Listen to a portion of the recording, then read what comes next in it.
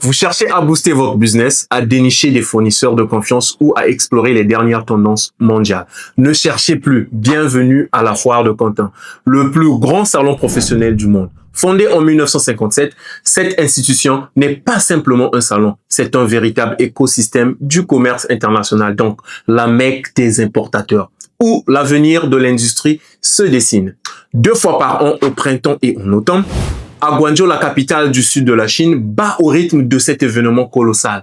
Imaginez, plus de 25 000 entreprises dévoilent leur innovation devant plus d'1 million de visiteurs, le tout sur une surface d'exposition si vaste qu'elle équivaut à 370 terrains de football. Et le meilleur dans tout ça, l'inscription est totalement gratuite. Dans les prochaines minutes, je vais vous guider pas à pas pour profiter de cette offre gratuite, obtenir votre visa sans problème, réserver votre billet et réussir votre voyage. Premièrement, nous allons commencer par nous enregistrer sur le site officiel de la Foire de Quentin. Donc, vous trouverez les liens, tous les liens dont nous allons nous servir dans la description. Donc ici, j'ouvre mon navigateur, je pars sur Safari. Donc, quand vous lancez la page de registration, vous tombez directement sur cette page-là. Donc, c'est écrit Registration to attend the Canton Fair. Et vous allez remarquer, il y a juste 2 langues. Hein. C'est disponible en 2 langues, donc en anglais et en chinois. Donc, c'est écrit Zhongwen English. On part avec le Registration to attend the Canton Fair, donc Overseas Buyer Registration. Donc là, on clique. Et ensuite, ici, vous mettrez votre adresse email. J'ai préparé un email. J'ai déjà normalement un compte. Mais vu que je dois vous montrer quelques détails là, au cas où, copie, OK. Et ensuite, vous devez créer un mot de passe. Créer le mot de passe et là, bam. Yeah, let me save it.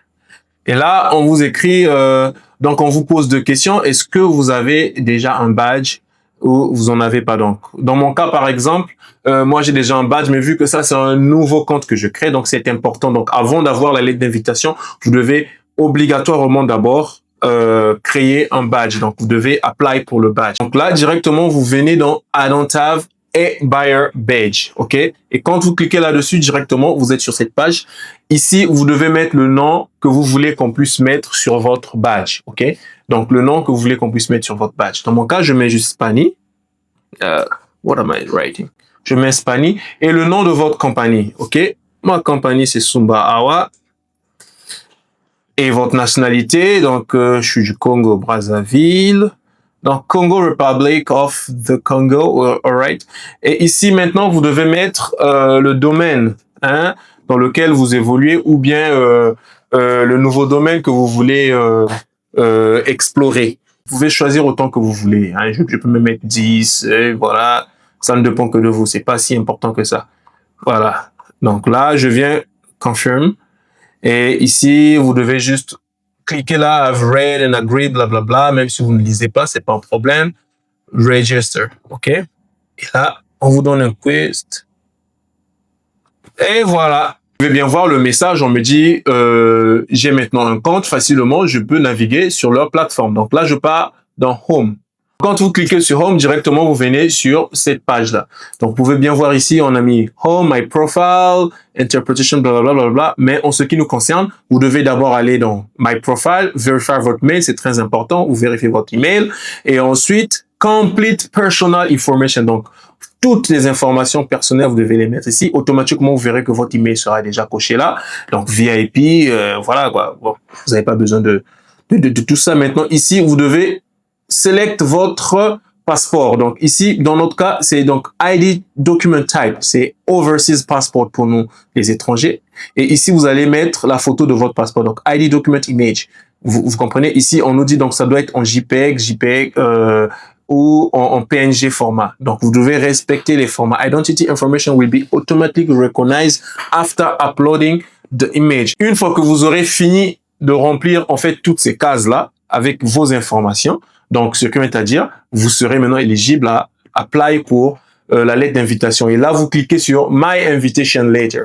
Quand je clique sur My Invitation Letter, attention, vous pouvez voir ici en rouge, on a précisé donc la première remarque qu'on a mis ici le nota bene. Voilà. Donc, you can only apply for invitation letter up to 5 times. Donc, seulement 5 fois. Hein, seulement 5 fois que vous pouvez le faire pour chaque session. Et once applied, the previous invitation letter will become invalid. Donc, disons que vous avez apply pour une première fois et ensuite vous venez encore de le faire pour une deuxième fois. Donc, ce que veut dire, la première lettre que vous avez apply sera invalide, la première lettre d'invitation. Donc, c'est seulement la deuxième lettre d'invitation que vous pouvez utiliser, OK? Et troisièmement, it is required to present the latest invitation letter when processing a visa. Donc, ça, c'est très important. Donc, si, par exemple, vous avez apply 2 ou 3 fois, mais retenez que c'est la dernière lettre d'invitation, donc la troisième lettre d'invitation que vous avez apply, que vous devez présenter à l'ambassade de Chine pour la demande de votre visa. Vous appuyez là-dessus. Automatiquement, ça va vous donner ce lien-là. Et ici, vous pouvez voir donc View Application Details. Vous pouvez voir, ça sont les détails, le nom de ma compagnie, et ainsi de suite. Et ici, vous pouvez entrer dans View Invitation Letter. Vous pouvez changer la langue, donc vous pouvez le mettre en français si vous voulez d'abord comprendre ce qui est écrit là-dessus. Donc, on le met d'abord en français et ici, on a détaillé toutes les phases. Toutes les informations sont là-dessus, le nom de votre compagnie et voilà à ce que ça ressemble. Ensuite, vous allez voir, nous avons aussi la version anglaise. Vous avez juste à cliquer là-dessus. Donc, English, automatiquement, voilà, vous avez la version anglaise et la version chinoise. Il est préférable de télécharger la version chinoise et la version anglaise, ok? Donc, vous pouvez d'abord mettre télécharger la version chinoise ici. Vous cliquez juste dans Download. Une fois que vous cliquez dans Download, vous verrez que ça va s'enregistrer automatiquement sur votre desktop, ok? Et là, vous allez juste en Download. Vous pouvez voir ici. Moi, je les ai déjà enregistrés. Ça, c'est la version anglaise et ça, c'est la version chinoise. Et vous allez les utiliser pour constituer votre dossier pour la demande du visa. Ok, c'est très important. Sur la lettre d'invitation, on ne peut pas vous donner le visa.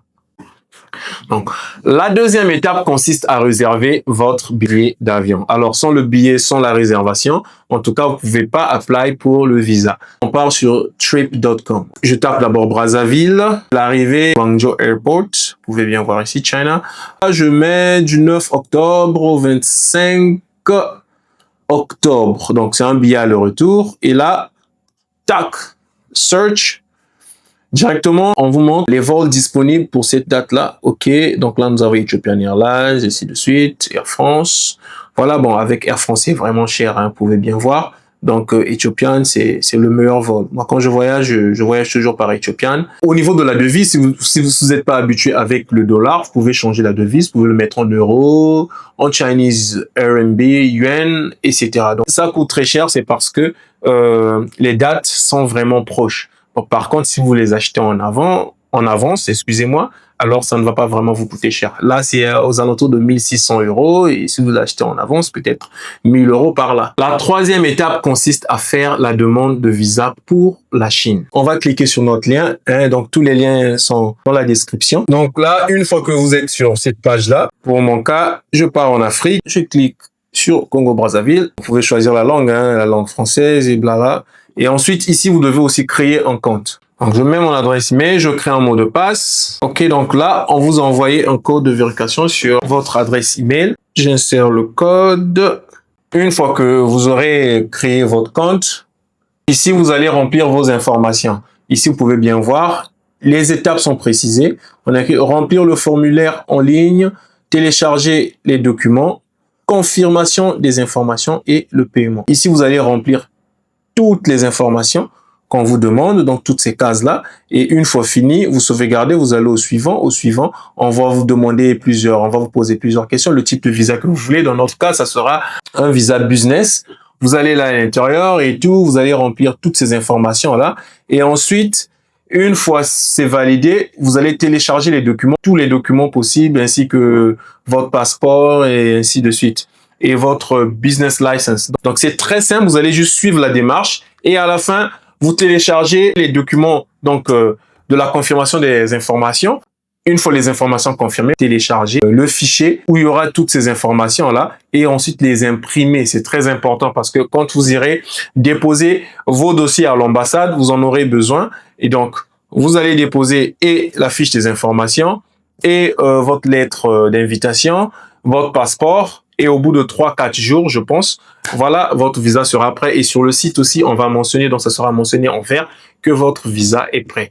Si vous trouvez que c'est trop de tracas, il est préférable de faire appel à des agences et pourront vous aider à tout faire et même vous accompagner jusqu'en Chine. Moi qui vous parle, je fais partie de ces conseillers et si vous êtes intéressé, n'hésitez pas à me contacter. Et voilà, je vais vous aider avec toutes ces démarches, jusqu'à même vous accompagner à la foire de Canton. Donc, si cette vidéo vous a été utile, n'oubliez pas de liker, partager et surtout de vous abonner. Merci et à la prochaine.